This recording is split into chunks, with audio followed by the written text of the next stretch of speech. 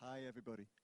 My day job, as Jody said, is Chief Content Officer of Entrant, which is a group of about 100 newspapers and magazines in the UK. But I don't want to really talk about local media because it's too depressing, to be frank. But I did something much more fun and interesting 3 years ago when I decided to launch a new newspaper.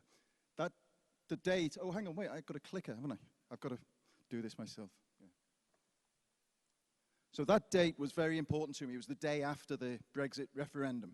And I woke up and was shocked, like many people, to discover that we had voted to leave the European Union, which I thought was an act of gross stupidity of historic standards. And I was really pissed off, and I was walking around London, and I noticed that lots of people were pissed off in London. And it occurred to me that probably for the first time in my lifetime, there was a huge new constituency of people that didn't exist 24 hours previously, but now existed today. They were all angry. They were all angry about one thing, and they had a name, the 48%. The 48% of people who had voted to remain and woke up, as I did, surprised that most people in Britain had voted to leave. And there were 16 million of them. And I thought, if ever there was a moment to launch a new national newspaper, it would be right now. I was just 6 months into my job, so I still had that kind of honeymoon period with my boss. And when I emailed him saying, why don't we launch a new national newspaper, instead of saying, don't be so stupid, he said, well, let's talk about it on Tuesday. So on Tuesday, which is when we have our senior management meeting, we sat around the table and we had this 4-hour meeting about how depressing Brexit was and the effect it was going to have on our business, about advertising and print and ink and all of this business. And I completely forgot about the idea until my boss looked at me across the table and said, has anybody got any positive ideas? And I went, oh yeah, why don't we launch a new newspaper? Now you've got to remember that a month before this conversation, Trinity Mirror had spent about £9 million on a new newspaper that lasted 9 weeks and had closed to some embarrassment. There was another new newspaper that summer in the north of England that had closed. So it wasn't the most precipitous time to launch a new newspaper. But to my colleagues' credit, they heard me out, and I told them, pitched it like I've just pitched it to you. You've got 16 million people who now feel underrepresented by national media and are angry about Brexit. Let's launch a paper just for them. There was still a lot of nervousness, especially from the chief financial officer, who thought, my God, this guy is going to cost us about £10 million. And I had my only real clever stroke of genius in this meeting, and I said, we'll only do it for 4 weeks, and we'll call it pop-up publishing. And everybody relaxed. They thought, how bad could it be?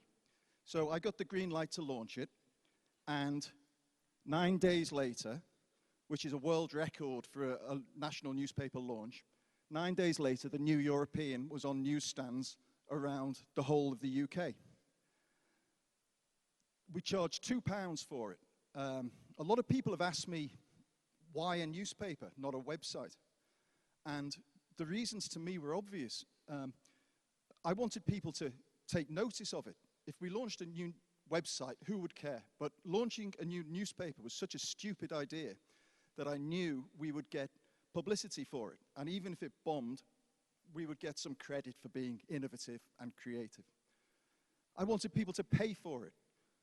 I wanted people who felt emotionally charged by this issue and passionate about this issue to feel invested in it, literally, and to feel like it was a community of fellow people who felt exactly similarly as they did about Brexit. I also wanted it to be a badge of belonging. I remember when I was about 16, the Independent newspaper launched in the UK. And being 16 and thinking that I was very independent-minded, I listened to their advertising slogan, and it was a very famous slogan. It said, the Independent, it is, are you? And I thought, well, of course I'm independent, so I did exactly as their marketing team told me to, and I went and bought the Independent. I used to carry it under my arm like a badge of belonging. And I wanted Remainers to be able to carry something to show they're a Remainer.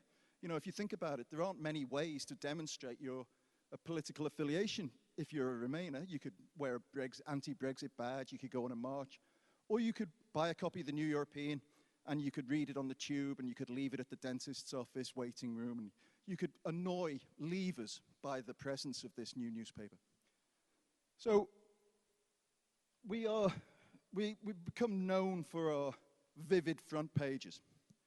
That's Nigel Farage, who we're not very fond of. This was the front page we ran when Theresa May lost the general election, or won it but lost her majority. Bloody idiot, that went down. Leavers and Remainers liked that front page. That was one of our best sellers. You know, we're not very fond of Theresa May. We make that very clear.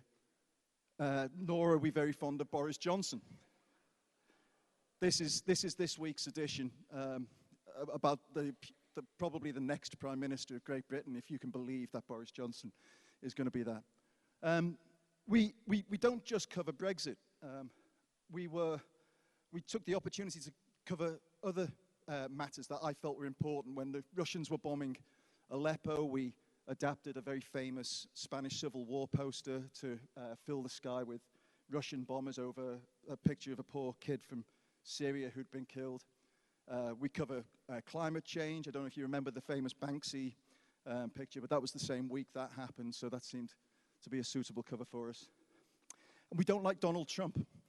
So it's a very interesting thing. If I had a business plan for the New European and was expecting it to go on for years and years, and I should say, I forgot to say, those 4 editions have now become 150 editions. We are 3 years old next week, and we are a sustainable, profitable newspaper. But if I had thought at the time when I was editing this paper, my God, maybe this will get me into a lot of trouble, I probably wouldn't have produced that front page, but I didn't care. No one was expecting the paper to carry on, so I edit it with complete freedom. And it's, as an editor, as a journalist, that freedom and the liberty not to care whether it sells or not actually produces more circulation. It's astonishing. That's the cover from the week before.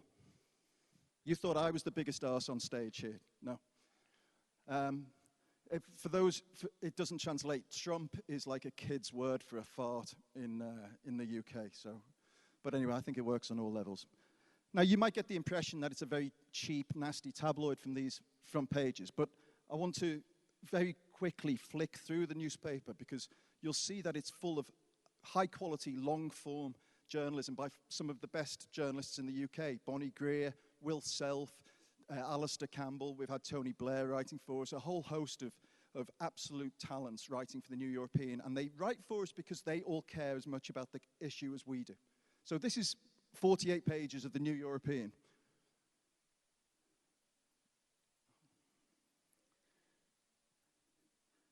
You'll see there's huge amounts of content in it every week. It comes out, it's a very unusual newspaper. It comes out on a Thursday, and it stays on sale all week long. There's no other newspaper like that.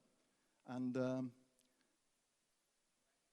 no adverts. I was going to come on to that, but thank you. We have a section about world affairs beside UK affairs, and then we have a section at the back with cultural affairs called Europhile. And we think it's an expression of what's great about Europe. So that's a typical week, and we charge now £3 for it. The biggest mistake I made was only charging £2 for it when we launched. I wish I'd charged £5 because the cost was not the point. The point, and this is something I want to talk a little bit about, the point was that sense of membership.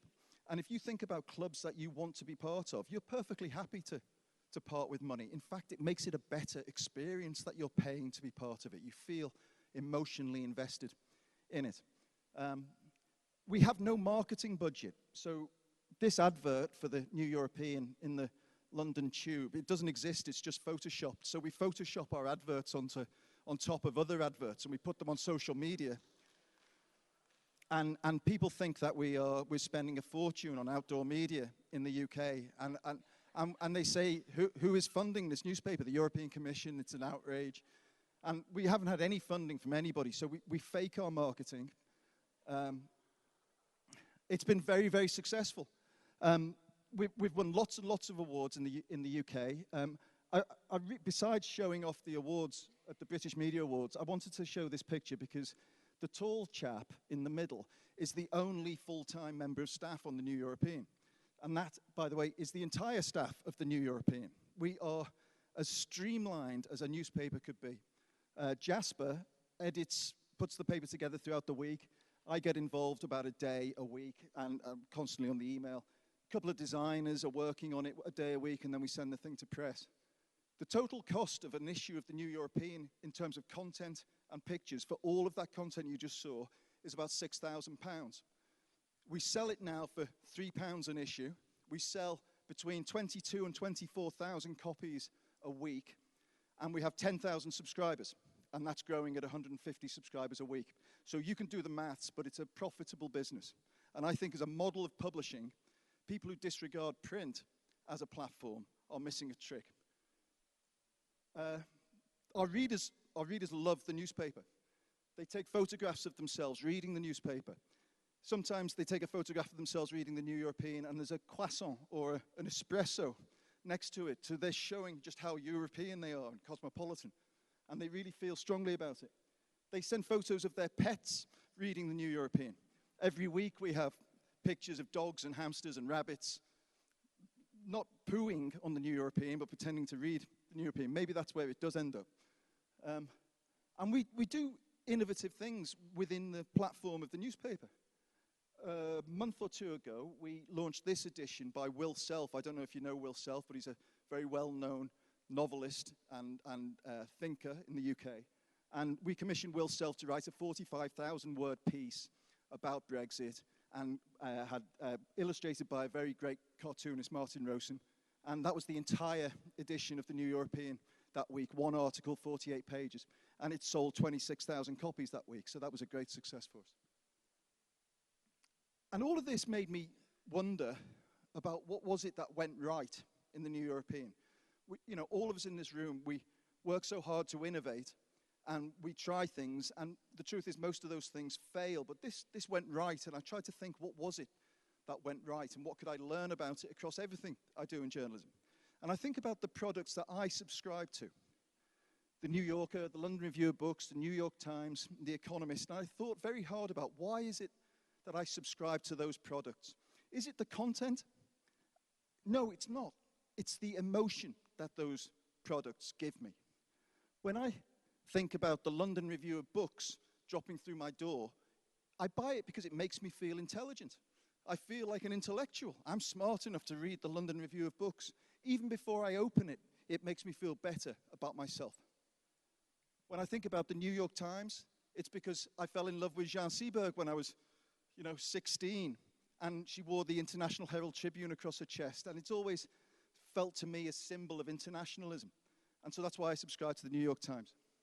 So to me, what we've got to work really hard at is understanding what is the emotion that is driving people to our content, not the granular content. I say to my magazine editors, when the magazine drops through the door, people who subscribe to the magazine should just feel glad that they subscribe, even if they never open it, because it's part of their personality, it's part of their club. And the New European is very strong amongst a lot of people. And I wondered about where we'd gone wrong in the last 15 years. I spent most of my career in digital transformation, trying to encourage digital progress in newsrooms. So it's a little bit ironic and maybe career suicide that I'm now known as the guy that launched a newspaper. But I love this phrase. When you can't count what's important, you make important what you can count. And to me, this sums up our attitude as journalists when we think about the metrics we judge success by. We judge success by page views, by unique users, but we never really find out how much those people care about us. And we're starting to find out now when we ask them for money through subscriptions. And the products that have invested more and more time and energy into honing their affinity to the audience are the ones who can succeed in subscriptions. And the people who have spent the last 10 years writing garbage for Facebook are the ones who are going to struggle to get subscribers to their brands. So we just had a lovely lunch before with the Chartbeat guy, and he said the brands are the most precious thing you've got, and I think a lot of us have forgotten that, but the New European reminded me of it very much. I always find it interesting that it took Hollywood to explain to the people of Boston why the Boston Globe was important. When the Boston Globe ran its exclusive on pedophiles in the church, there wasn't a great spike in subscriptions. But when Hollywood told the story about why it was important to the community, subscriptions went through the roof. So we are not good at telling our own stories. We talk about these abstracts of journalism. Support our journalism. That's like a plumber saying, support my arc welding. You know, it's not the point. If you're a plumber, you talk about heating and hot water. We shouldn't talk about journalism. We should talk about the things we do for you because we understand you as a community better than anybody else. This is the mug that we give to our readers when they subscribe, bollocks to Brexit. We actually coined that phrase, and it's now been taken by various political parties. The Liberal Democrats used it as their official campaign slogan in the European elections. But our readers are very high-end people, AB, you know, very affluent, on average about £65,000 a year or more. And they're not the kind of people who would normally buy a mug that said bollocks to anything on it.